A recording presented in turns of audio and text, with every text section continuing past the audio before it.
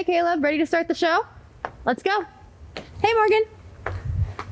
There's Brittany doing some plies. Hey, Brittany. Hey, Skyla. Hey, Bobby. Oh, hey, Ben. Hey, Chandler. Hey. Well, come on in, Caleb. We're all in this together. Welcome to See Me, the music of Lynn Lupold. I'm Skyla, and before we get started, I'm going to bring on my roommates to help me put your minds at ease. Here's Jamie and Brittany. Hi there. Hi. We're a family unit, just like you are at home, sitting in your living rooms watching. Seems familiar, doesn't it? Except no Taco Bell. And no Arthur. That's our cat. Right, and I haven't watched Parks and Rec in my lashes and blue velvet gown in weeks. Well, you get the idea. Seriously though, we've been following guidelines set up by the state and by the university very carefully since returning to campus in August. Our script sessions were done via Zoom, and our music rehearsals were either done privately or distanced and staggered. Our blocking rehearsals were also done masked, and the whole show is staged so that we're socially distanced at all times. We've also used tracks instead of a rehearsal pianist and live band on stage, and our cast and crew have been monitoring daily through AU's health app. Since the other three women in the show are not roommates, for their safety and that of our very limited crew, everyone is masked at all times when not filming. Lastly, no animals were harmed during the filming of this concert. So sit back, relax, and enjoy See Me, the music of Lynn Lupold.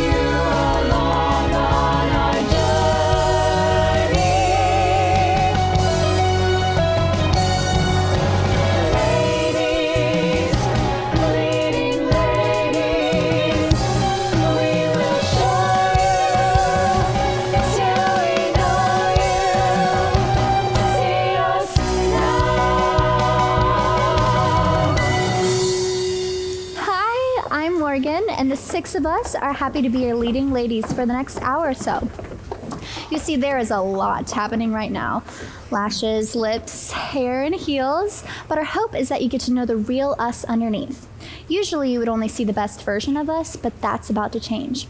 Over the past few weeks, the six of us have realized a lot about ourselves and about each other too. Skyla is right behind me. She's unexpected. You look at her and you think she must be heading to Miss America, but that's not Skyla.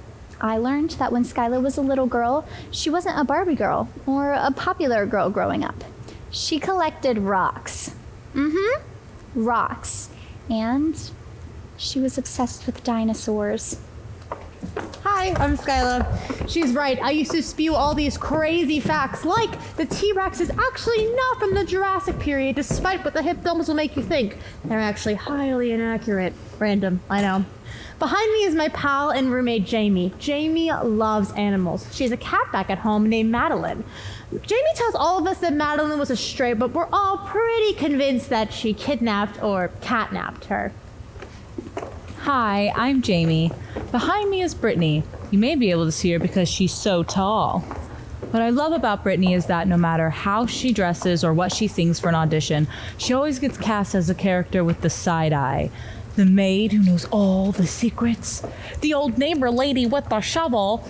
She even played the mean slithery eel in The Little Mermaid, but I think she's nice. Hi, my name is Brittany, and I have RBF. Now, this is AU, so you might not know what RBF means, but it's for me to know and for you to Google. Now, behind me is Chandler, and she's also been told that she has RBF, but in a more Regina George kind of way. Mean Girls, you know? Hey, I'm Chandler, and I am a nice person. Just ask my mom. What I like about Bobby is that she's her own person, a 1 in a million. One of the first times that I saw Bobby on campus, she was wearing this Alice in Wonderland getup, sort of like Halloween, but in a more grown-up way, if you know what I mean. And also, it was February. That's me. I'm Bobby. We have really learned a lot about each other. Recently, I learned that when Morgan was a little girl, she used to think that people flying in planes overhead could see her. So if she was doing something bad, she'd run away and hide, including a time she was lighting her Barbie's hair on fire. She doesn't like the blonde ones. Yes, we've all gotten really close, but that's not always the case in a show. You'll see what I mean. Now, I've been at this theater thing for quite a while. When I was 9 years old, I thought that I was quite the prodigy, and so that one day I would attend Juilliard in New York City. Well, I was very distressed when I found out at Juilliard you could only have one major because I was just so talented in so many areas. So I did what any normal 9-year-old does, and I emailed the Juilliard Office of Admissions. Now, I think they definitely took me seriously because I emailed them from this address. Hop and skip at 321jump.net. Along our way, the 6 of us have had a few things in common when it comes to musical theater. Divas. We decided to change some names in this next section. Karen is a big name being used a lot right now, but let's give all the Karens a little break, don't you think? We decided to go with the name Susan, along with a couple other names. My Susan was a fellow dancer in a big show where I was the dance captain. In rehearsal, she kept interrupting me, insisting that my counts were wrong. When she realized that everyone else on stage agreed with me, she stormed out of the rehearsal and quit the show. And to make things worse, she gave a pile of chairs a swift kick on her way out. I should have told her that her foot wasn't pointed when she kicked the chairs, but I didn't. Diva alert. Hi, Jamie again. I got to play Sandy in Grease, which was really exciting, except for the girl who played Rizzo. Let's call her Marissa. Marissa told the entire cast that I had to wear butt pads in the bad Sandy outfit because I was too flat. Nice. Hey, Skyla again. Oh man. So I'm in my first and only opera ever, and there's a certain young man in the cast, let's call him Susan, who thought it was hilarious to ruin my life. Susan always managed to make me late or early for my cues, either by pushing me on stage and making me look like a klutz, or pulling my skirt with all his might so I couldn't get on stage. I played the queen in the opera, so eventually Susan and I stopped speaking and I pretended he was one of my royal subjects.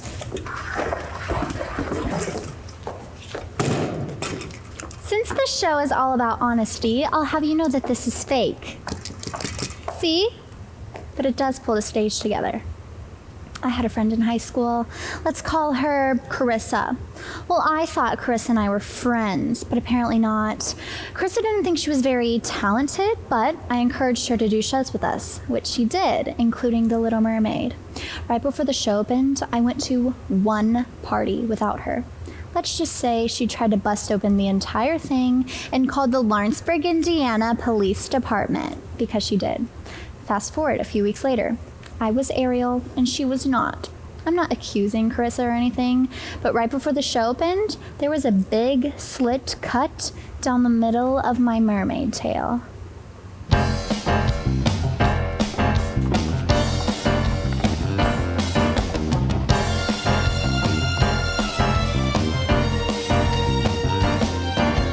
Kelly, Marissa, see it in their eyes. Kayla, Carissa, never compromise.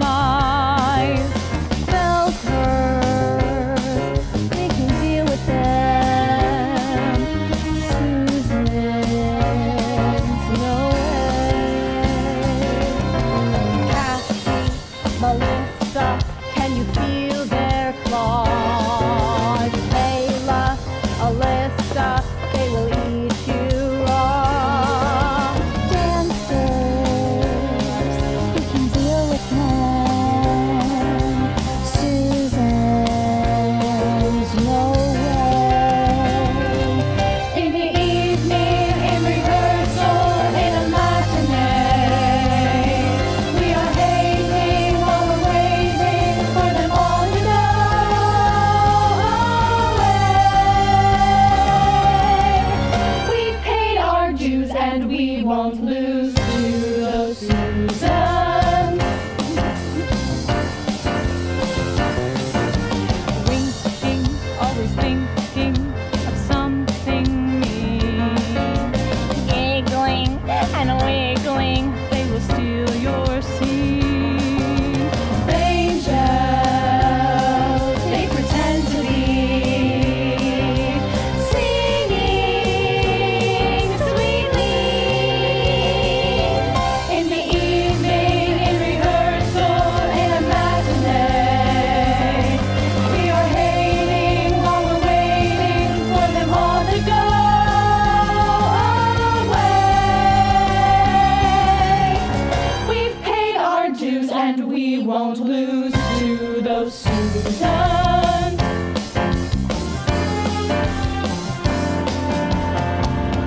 Someday their fame will fade and spotlights grow dark. The price of letting go is never easy for a Susan.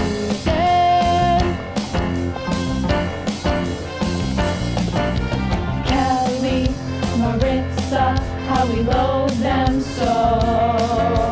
Kayla, Carissa, they can stop a show. Freshmen, we can deal with them. Susan, no way. In the evening, in rehearsal, in a matinee, we are hating while we're waiting for them all to go away. We've paid our dues and we won't lose to those Susans. I can't believe she picked those chairs. Or slit my tail? It just occurred to me. Do you think that anyone we know thinks that we're the Susans? There is no way.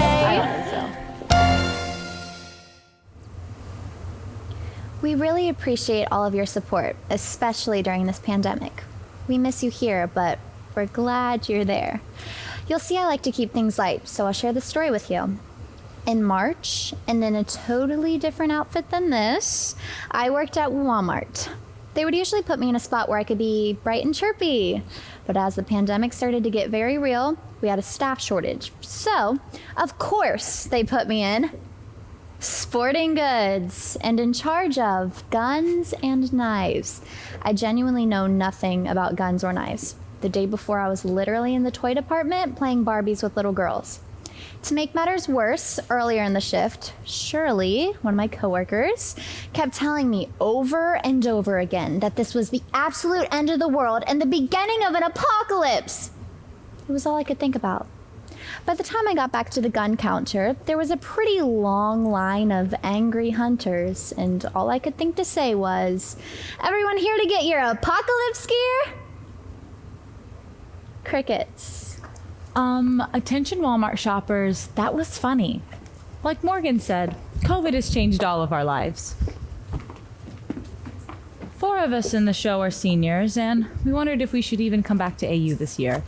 But our department came together, and thanks to our composer, Lynn Lupold, we were able to adapt songs from her top-selling indie fringe show of 2013. So, thanks, Lynn. Working with these 5 women have made me realize that coming back to AU was the right decision. They get me. I'm not quirky or strange, but I can have a hard time when talking to people one-on-one. I know more about politics and history than most people I know, but I don't usually come off as smart or informed, just odd.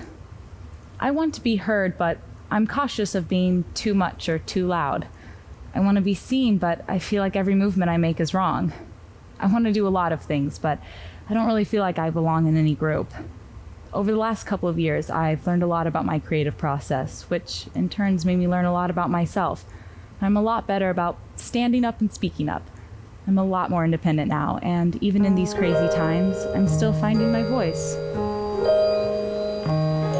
I'm still young, time is turning, and still it means nothing, just riding this carousel,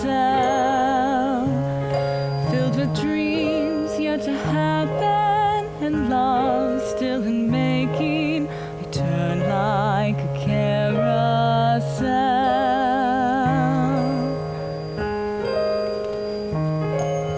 Still as I wonder what each day will bring, am I ready to reach for that dream? Life is short and uncertain. What if mine means nothing? I want to mean something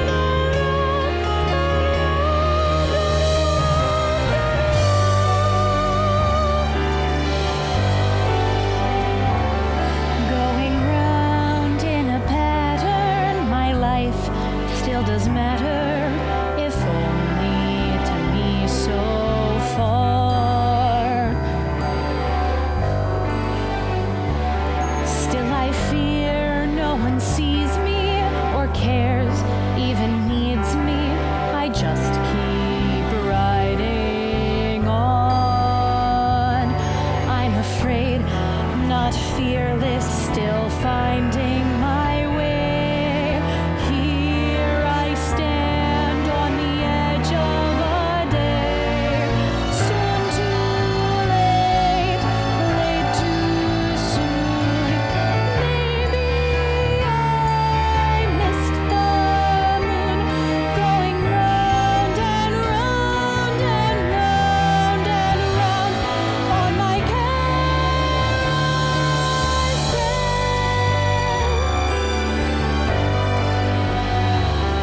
I'm still young, time is turning, and still it means nothing, just riding this carousel.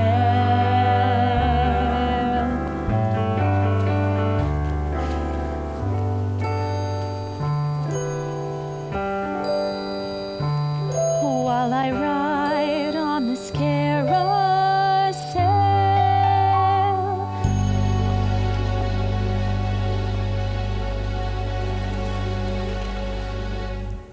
For me, coming to AU was a really big change. Growing up, I went to a Montessori school, and it was really small. Not small like your average Christian elementary, small like I graduated with 8 kids. It was kind of like Little House on the Prairie, but Toledo. Despite how I appear on stage, I am kind of socially awkward and quite shy, so AU is a massive culture shock on my carousel ride. Never had I been surrounded by so many kids my own age.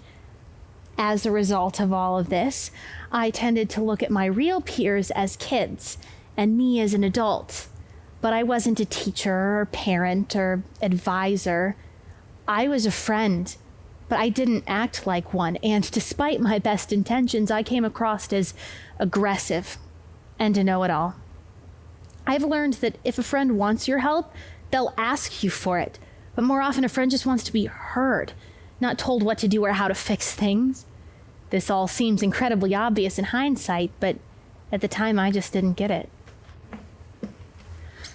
By the end of my freshman year, I was alienated from my class, and while everyone else was building a theater family, I was left adrift in a time when I needed a friend the most, and it was no one's fault but my own. I've learned a lot over the past few years. Another thing is, I'm not an ingenue, but more on that later. Right now, we're going to head down to the dressing room with Skyla and Morgan.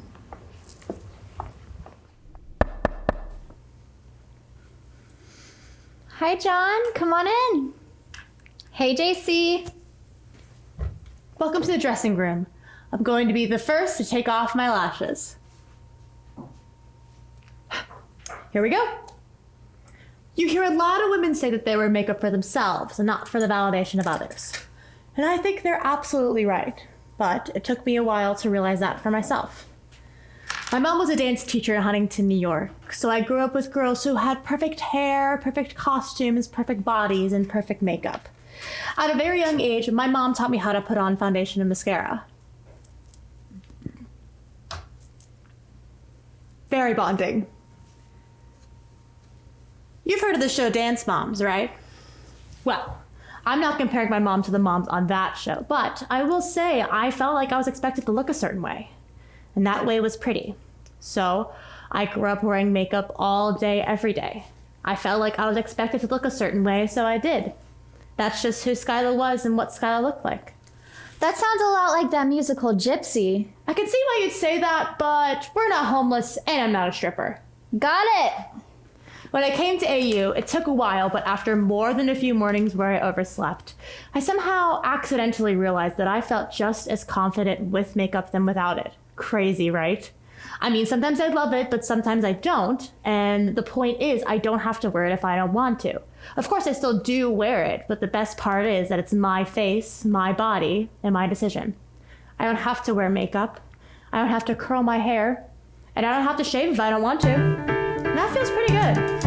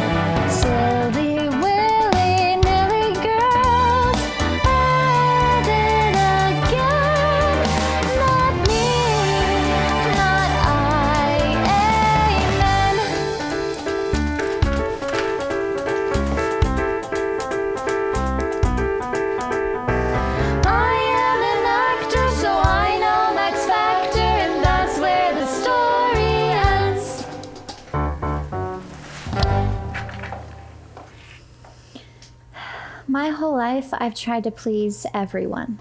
All I've ever wanted was attention, to fit in, and exceed expectations.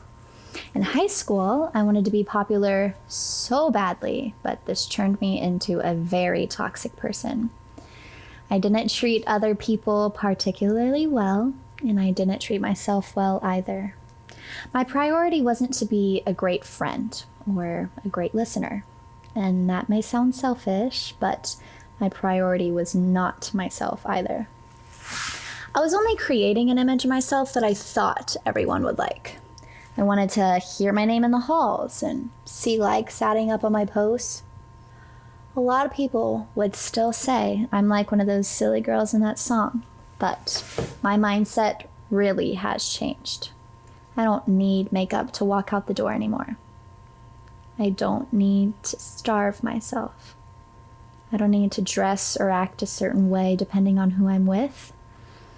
I've learned I'm not living my life for an audience that I encounter every day. I am who I am regardless of what I look like, or what I weigh, or who's around me. I pay more attention to people now, and I've learned to stop talking and start listening and to really be present. And I guess I'm a work in progress because some people still see this funny, lighthearted girl who likes to play dumb and have fun. And that's okay. That's what makes me me. Makeup can be a mask, I realize that. But at the end of the day, it's just the COVID mask I'm taking off. Because I learned that there is more to me than I ever knew.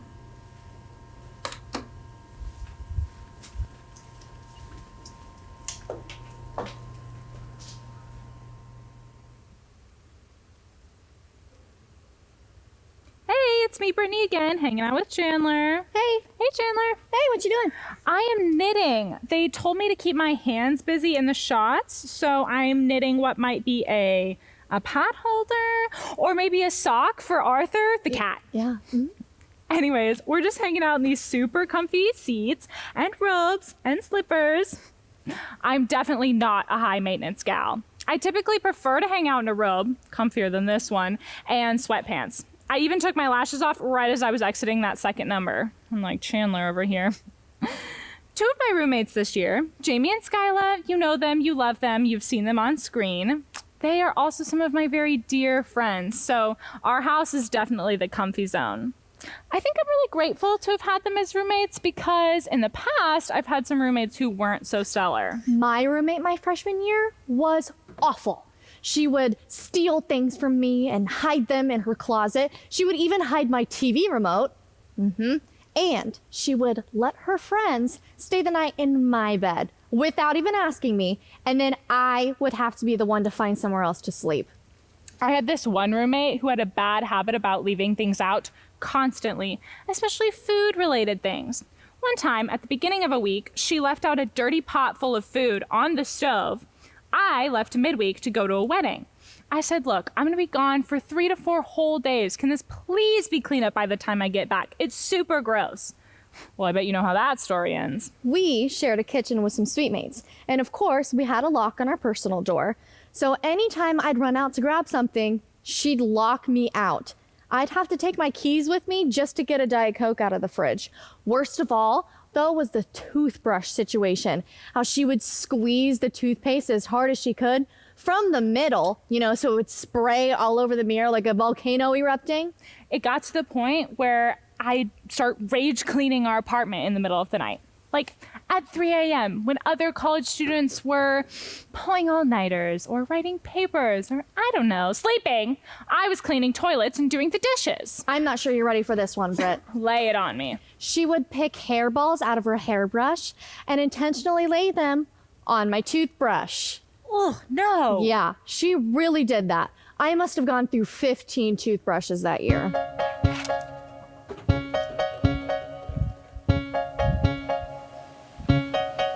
She squeezes toothpaste, but that's all right.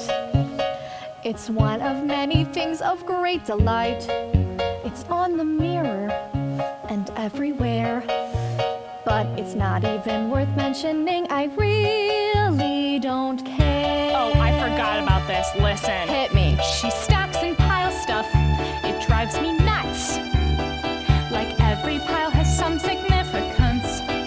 I walk around them, nowhere's for where. But it's not even worth mentioning. I really don't care. We're like peas in a pod.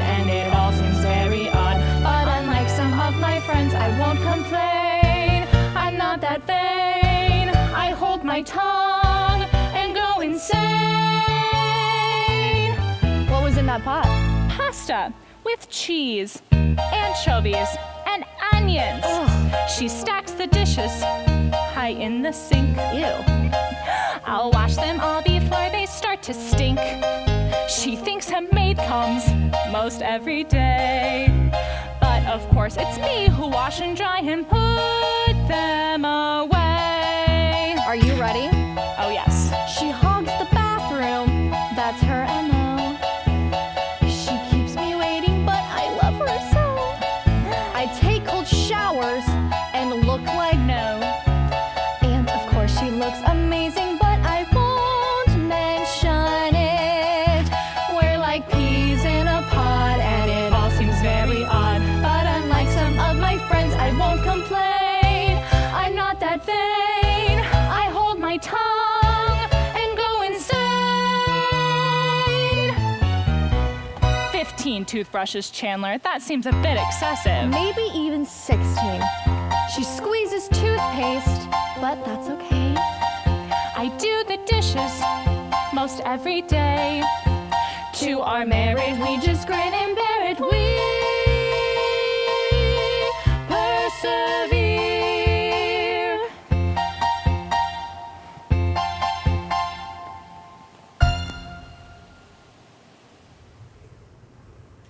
I was cheated on, and I thought it was the end of the world.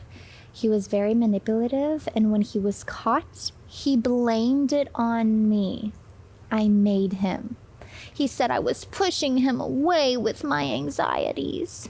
Yeah, I was anxious because I was dating a liar and a cheater. Duh! I have never had any luck with love. So you can imagine the kind of courage that it takes to even hint at romantic interest. It takes me a while just to work up the courage. It sounds kind of silly, but sometimes I practice what I'm going to say in the shower over and over until I get the words just right. 3 times I have reached out to men, and 3 times have been turned down. The first said we shouldn't start anything because I was going to be leaving for college. We stayed friends for a little while after that, but once someone knows your true feelings, they either become a weapon against you or a shield to push you away. After a while, I decided I needed some honesty in my life, and that's when I met my sweet Caleb. Caleb brings out the best of me. He makes me laugh, he lets me be my true self, and he motivates me to be the very best version of myself. I love him to death. So I decided I needed someone older, someone who knew themselves and was ready for a real relationship. Well, he did, and he was, and shortly after my confession, he was in a pretty serious relationship with a nice man named Steve. No. Yeah. Oh, I'm sorry. Caleb's in the Navy now, and he's stationed in Italy, which is great for him, but rough for us. At AU, I thought I'd give it another shot. Maybe a nice, stable Christian boy was the answer. I practiced the words over and over, but it didn't make a difference. He said he didn't see me that way and he didn't think he ever would, which stung. The punchline of this one is, a couple weeks later he was dating my roommate. Pretty funny, huh? I can't say I was heartbroken in the true sense, but I was. I had only my words and my feelings to give, and I did. My heart was never theirs to break, but my words and feelings are my heart. Our goodbyes are unlike anything I have ever experienced. Just when he's home and everything starts to feel comfortable and routine, I find myself at the airport again. Distance is so hard, especially 5,000 miles. It can trick you into thinking a relationship is impossible, but when somebody means the absolute world to you, distance really means so little. True love is forgiving. It's faithful, loyal, and thank God for me, it's honest. It all felt dishonest. Well, some of it anyway. And the disappointment of it all made me start to believe things that really weren't true. about me or my heart.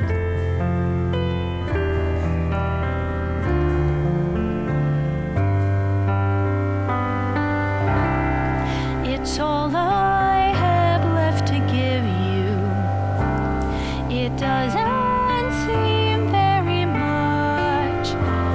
My life is not what I'd hoped or planned. I've lost along the way. I'm not ashamed to say my chance to do it over was lost inside my head. It's all I have. It's all I have left to give you. I know it's not quite enough. No words can speak what I feel inside. I gave my heart away, then kept my life at bay. The years were filled with hoping that love would find its way. It's all I have, these words to say. Time has simply passed on by. I never ask a reason why. We have made our way, and we should choose to stay together.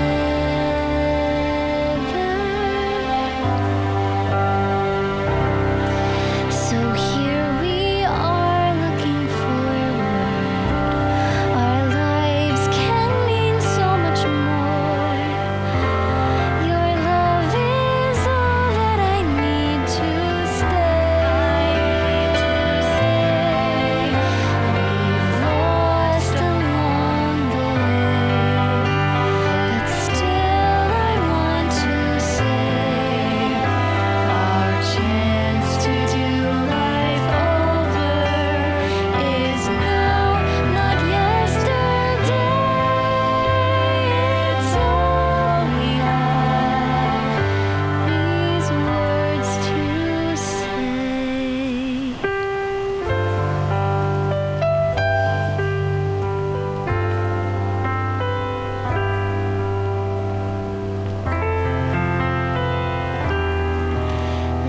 It's all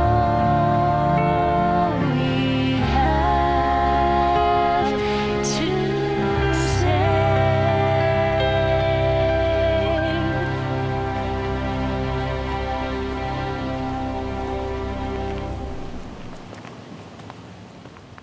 I was gaslighted into believing that my ex-boyfriend would be the only person to truly care about me.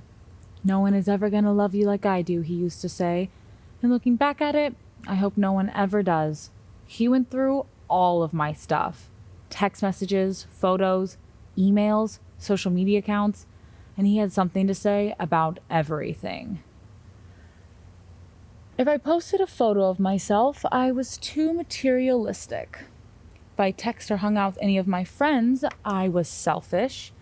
If I wore any revealing clothing, I was seeking attention from other men. I was too skinny, or not skinny enough. I couldn't win.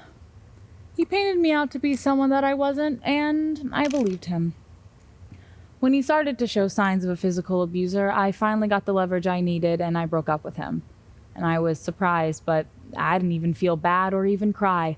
Instead, I felt an immediate stress lift off my shoulders. And my acne cleared up. And I literally felt like I could face the world for the first time. And I loved being single. And I loved figuring out who I truly am.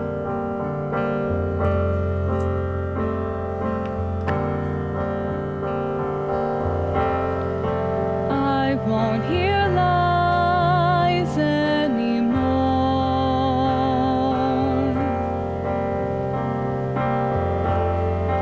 I won't deny I was not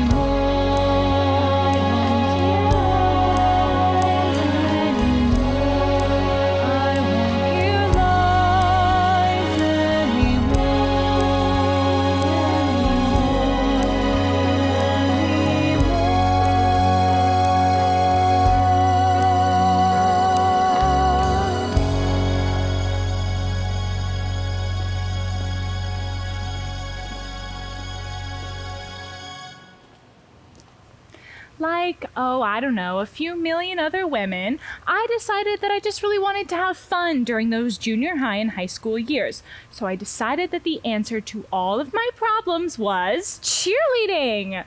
But there were some rumblings when I made the squad. I was like, look, I understand that I can't do a back handspring, but I also understand that I can yell louder than you and all of your friends. So what do you want me to do about it? I thought that my life would turn into an episode of Friday Night Lights, but no. I was somewhat of a cheerleading outcast, which, if you think about it, wasn't really smart on the part of these girls, considering that I was the base to all of their mounts. Oops. I was in the band, which they decided didn't really fit in with the cheer vibe we were going for, I guess. I was being knocked around from side to side constantly. I felt like I was inside a pinball machine, and I was always a moving target. Towards the end of my senior year, people took to calling me Satan. Satan. And also psychopath. Nice. At the time, though, these words cut really deep. I mean, absolutely devastating. You remember high school, right? Brittany mentioned Regina George, but I see myself more like girl next door with a little edge. In high school, I was on the tennis team and the cheerleading squad, so there were a lot of short skirts happening. I think there was some jealousy, but I mean, it's not my fault. I'm not the uniform designer. My boyfriend's ex started a rumor that I was pregnant. Awful, right? I think her hope was that I would get kicked off my teams and stop wearing those short skirts around campus, but no such luck. I managed to keep my uniforms and my reputation. And let's just say that she thought twice about spreading any more rumors about me, or anybody else for that matter. Basically, my entire town talked about me. I'm from Portland, and I'm tempted to leave it at that so that you can imagine me in ski boots, sipping on a latte in a cool coffee shop, popping up to Vancouver for the weekend. But I'm not from Portland, Oregon. I'm from Portland, Indiana, and there's no snow-capped mountains, zoos, or bike paths. What we do have are some Circle Ks, a couple stoplights, and a lot of hog farms. Not much to do in Portland, so people started talking about me, specifically about me being a lesbian. Truly the only reason that people could give me for assuming this was because I didn't throw myself at men. And if you take a spin through Portland, you'll understand why I did nothing to change these rumors. In short, the men from my hometown suck. They left me alone, and it was fantastic. It did get to the point, though, where my mom sat me down and tried to coax me into coming out to her. She laughed when I told her I just didn't want to date any man who smelled like hogs. I mean, can you blame me? Can you? No. I wish that I could go back in time and tell that band geek who was masquerading as a cheerleader that really she was just taking up a lot of free real estate in these bullies' brains, while I had better things to do, like cheering on a team to victory or keeping the read section in tune. Go pet a dog or take a walk or something. I'm interesting, but I'm not that interesting. You know what I mean? Telling me. The high school boyfriend and I didn't last, but that is okay. Believe me, she can have him. But check this out. Whenever a rumor about a high school girl getting pregnant starts circulating, everybody whispers and points and stares at the girl, but the guy gets pat on the back. Can someone explain this to me?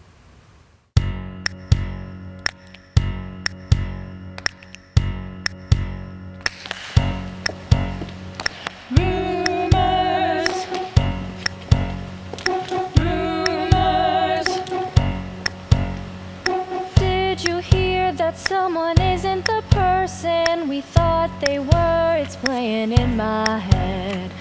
I'm not one who usually listens to rumors, but this one sounds as if it's already said. Listen real close, hear the rumors fly.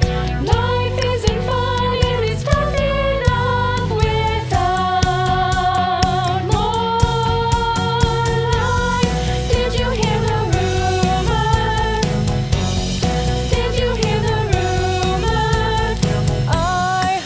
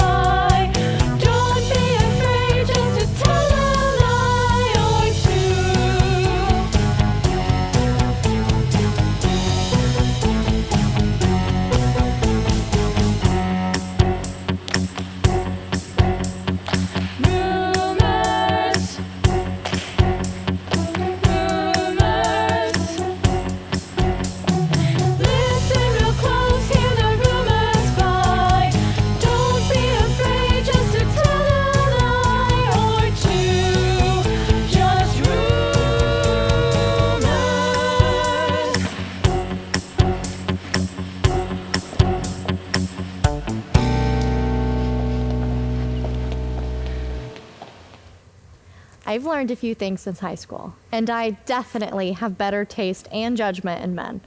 My boyfriend now is named Tobias, and he's from Austria, which is pretty awesome. This may surprise you. It won't. But he is much more expressive than me. Here are some of the things that I love about him. I love the way that his face gets all crooked when he laughs too hard, or how he insists on going to every zoo no matter what city we're in the entire world. I mean, you see one elephant, you've seen them all, am I right? Toby flew halfway across the world last June just so we could spend the rest of the summer together. But, like Morgan said, those awful goodbyes at the airport hurt more than anything. And there are those weird airport rules and expectations for men and women, you know? Like, why is it the man's job to be the rock during the goodbye and the woman's job to see into someone's soul? In our case, this is flipped because Toby has more feelings in his big toe than I do in my entire body. But together, we're trying to make some of our own rules and throw those stereotypes about gender and roles out the window. It is still my job, though, to finish his sentences when he can't find the right words in English. But I do like that. It lets him know that I'm listening.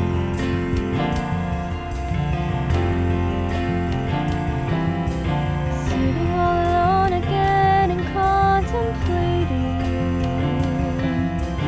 What is it about a woman and a man? One pretends to be so charming, one pretends to be amused. Both are really just alarming, still playing by some silly rules.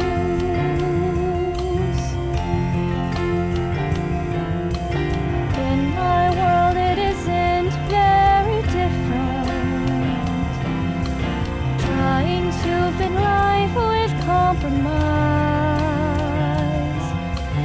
In a world still filled with anger, truths unknown abound. Still we are all just pretending, we all are wanting to be found.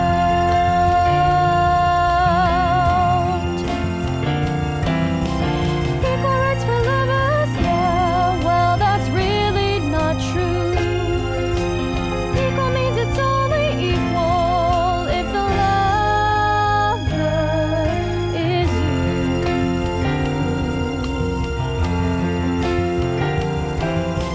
I can only give you my heart for forever.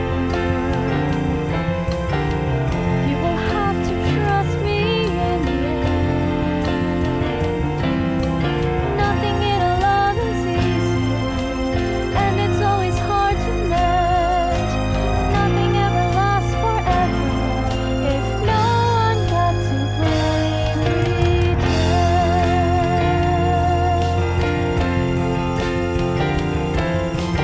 Nothing in a love is easy, and it's always hard to mend. Why on earth would love be easy if no one got to play pretend?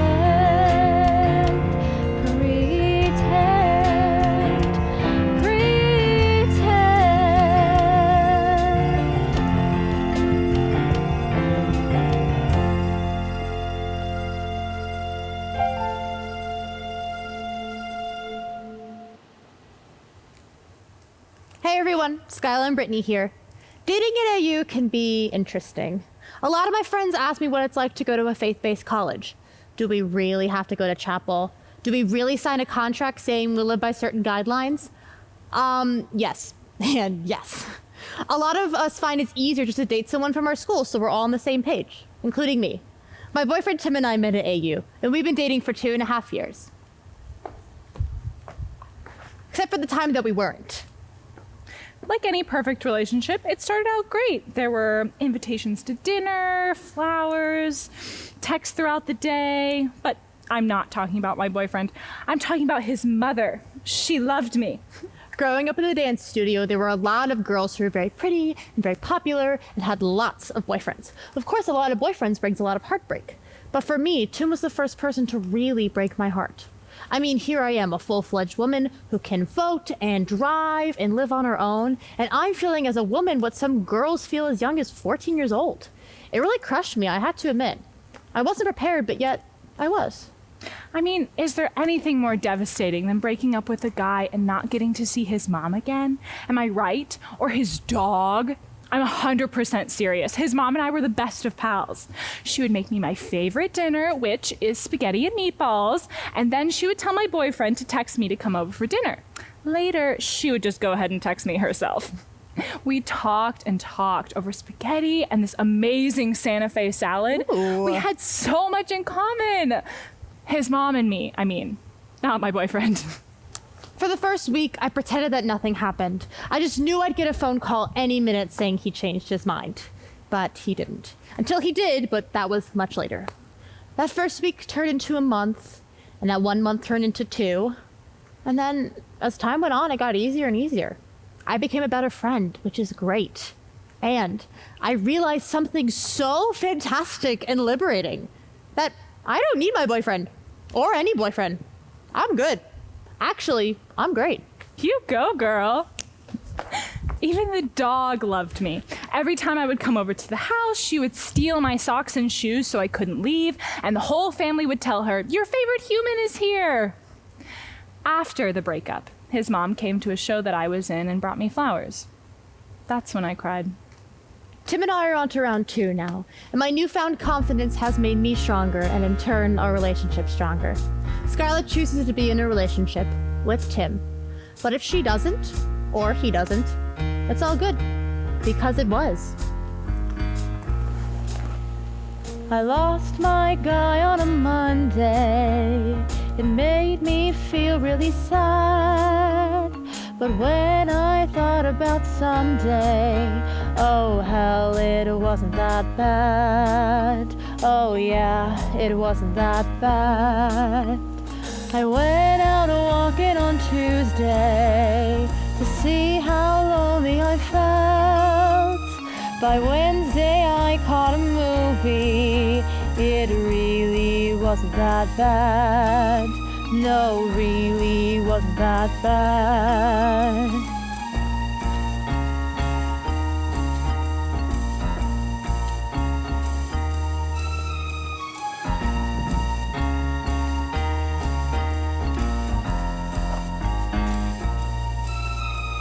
By Thursday it was the weekend. My friends were painting it red. I thought about how you left me. No tear I never had shed. No tears will she ever shed. So long, why do I look back and see wherever I've been? So long, you were bad for me and then I did it over again. I say goodbye, just get out of here. I say nice try, no more tears, I'll cry. I say goodbye, thought you'd get my heart. Instead you got only cheers. Just go boy, hit the road again. So just go boy, pack your bags and go. Just get out, take the next flight out. You're only bad for me, not so bad at all. Not so bad at all.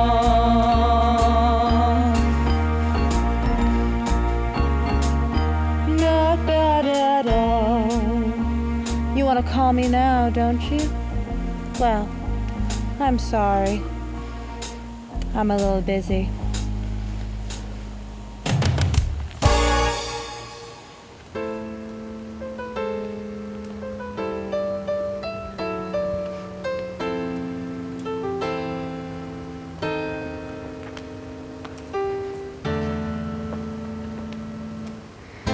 When I looked into your eyes, I found a place where I could hide away.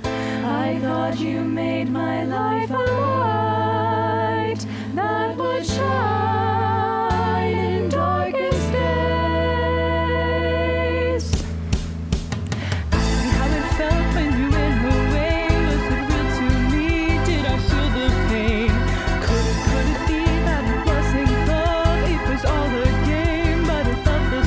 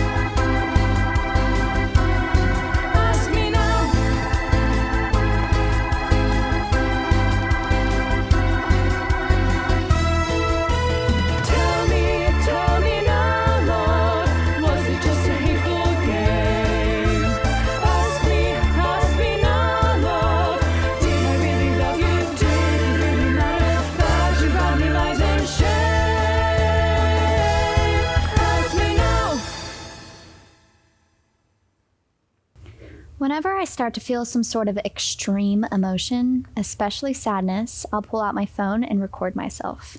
Most of the time, it's me doing something I find funny, like singing or dancing badly on purpose. Chandler, you do that too, right? No. Well, against my better judgment, I'll share a clip with you. Les poissons, les poissons. Oh. I do this because number one, I'm hilarious, and two, nobody wants to hear a depressed girl going on and on. I delete the video and I usually feel better, which reminds me. Works like a charm. We've all been spending a lot of time at home recently because of COVID. For me, that's Lafayette, and it's been great because home is where you find the people that you love the most. Unless you're Morgan or me, who have each missed our boyfriends thousands of miles away. But it's actually helped us bond a lot. It's part of the reason why we're so close. We've talked about our awful airport goodbyes, and we've both wondered if we should just stay home or even move closer to our boyfriends. We've planned, 3-4 trips to Europe by now? We are leaving in June. It's crossed our minds, of course, but what always rings true, for me anyways, is that I'm more than a girlfriend or a partner. And if a relationship is gonna be happy, then we each need to be happy on our own, too. For me right now, that means finishing school. After that, we'll see. Sometimes I think nobody fully understands me, so it's up to me to survive. I pray so hard for myself, mostly because I don't want other people praying over me or worrying about me. I don't need other people to find the strength in me that I know I can find within myself. I'm strong enough. Surviving in theater is scary, isn't it? It is pretty terrifying. And truthfully, I don't think most people think I can make it. Ever since we were sent home in March because of COVID, most people I've talked to have been pretty discouraging.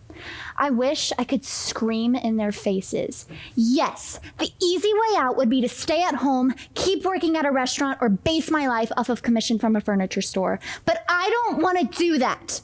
I believe in myself. But I don't say that. Not out loud anyway.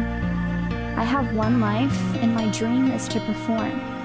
No voice is going to change that.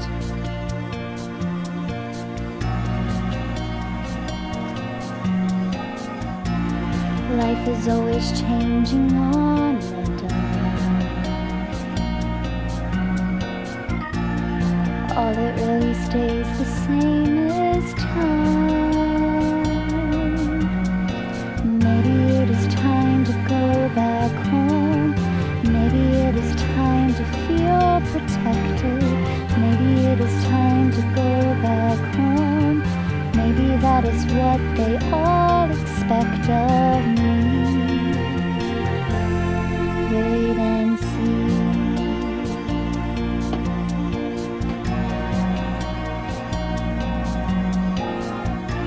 We watched you as you walked in through the door.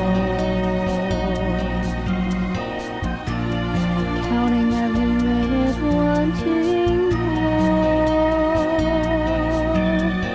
Maybe it is time to go back home.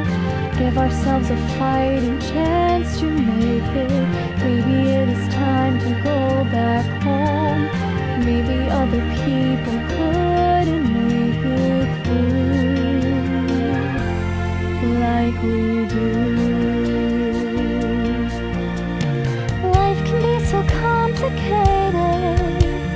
Should I go or should I stay? What if I can really make it? I might be on my way. Maybe dreams are meant to hold us.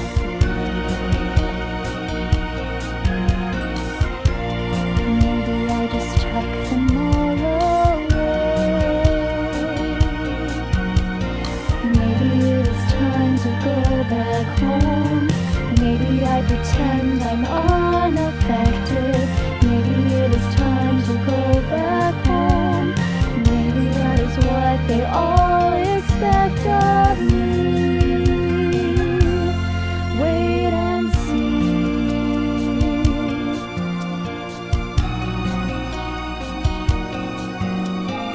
Maybe it is time to go back home. Give ourselves a fighting chance to make it. Maybe it was time to go back home. Maybe other people couldn't make it through like we do, like we do. Wait and see. Wait and see.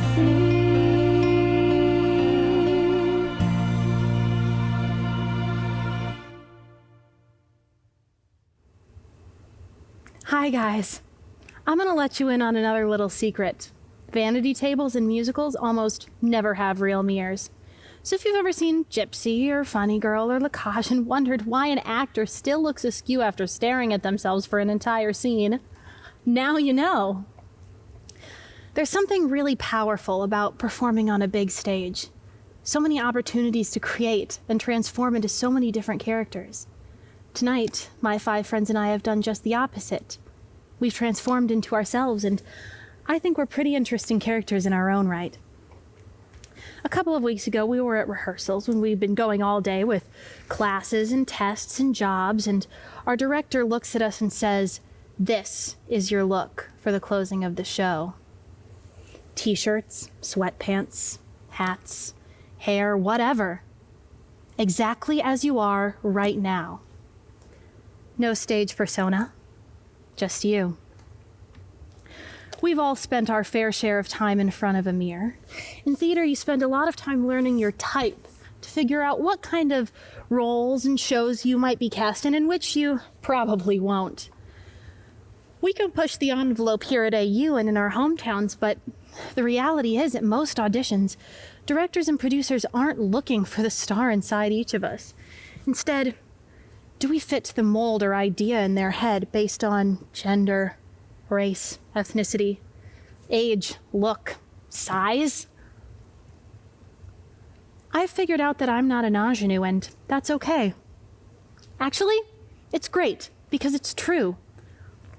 I can appreciate my sass and comedic timing without having to pretend to be innocent or naive or love-struck.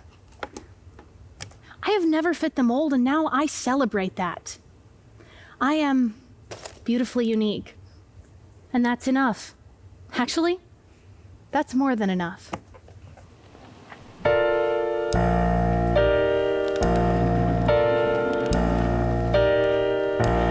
I can do anything I want to.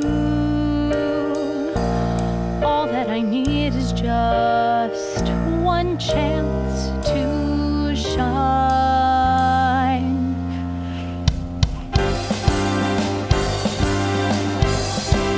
Give me a chance to try. Give me a chance to fly. See me, I'll make you proud. Hear me, I'll sing it loud right now, right here. Stand back, no fear. I've got to sing to be free. I'm finding out who I'll be. You there, watch me, hear me, see me. I can be me now. Sing my song, let it be me. Let it be me. I am willing to take risks and all that can be. I'm not a beginner or new kid who breaks easily. See, this is my chance. All that I've lived for, bright lights and new heights, and all are for me. Hear me now.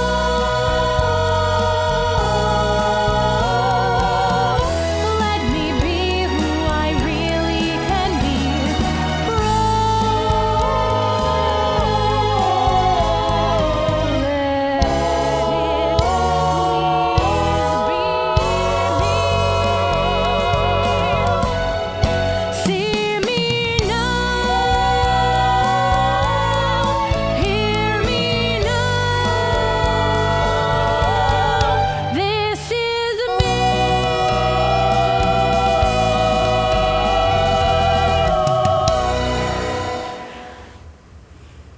So here I am.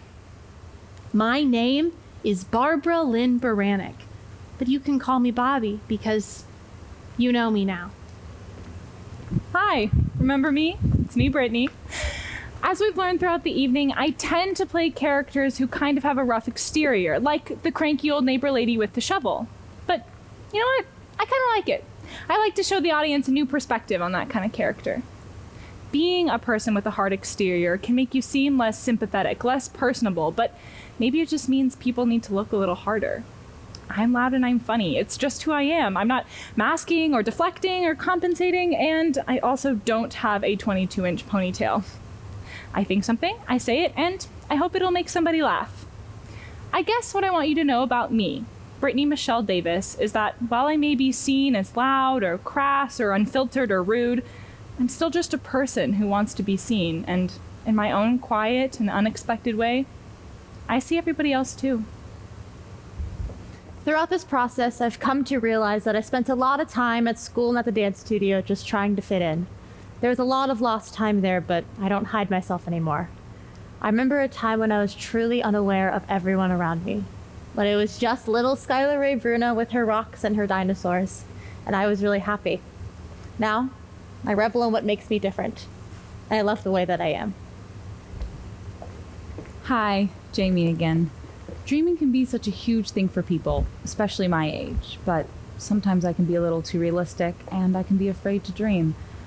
It's hard for me to admit, but what I'd really like to do is move out west and maybe sing in a band or even record my own music. Imagining this makes me feel alive and reminds me of why I fell in love with singing in the first place. And my dreams don't have to match anyone else's on this stage, or even at this school for that matter. And whether they come true, they're mine. They're real, they're valid, and they belong to me, Jamie Lynn Valentine. I have an incredibly hard time being vulnerable, but I know that I want to show vulnerability and truth with the characters that I play on stage. It sounds crazy, I know, but playing a character is easier. It's something to hide behind, and the distance between the audience and me creates enough space to feel safe. Telling people about the real me, however, is much, much harder. But I am Chandler Tate Rasmussen. It's a pretty out there name for someone who wants to fly under the radar, but I'm owning it. One relationship, one plane ride, and one show at a time. And I'm Morgan Marie. Of course, I don't hide from planes anymore, but I do notice everyone flying above me. I wonder where all those people are going and what they'll be doing when they get there. And I look forward to someday when I'll be headed somewhere chasing my dreams. Flying above some other little girl or little boy looking up at the sky and wondering, just like I did. See me, stripped of all perfection. Hear me, no more indiscretion. Know me, see me, it's my turn. See me, no more just pretending. I'll write my own happy ending. See me, know me, it's my turn now.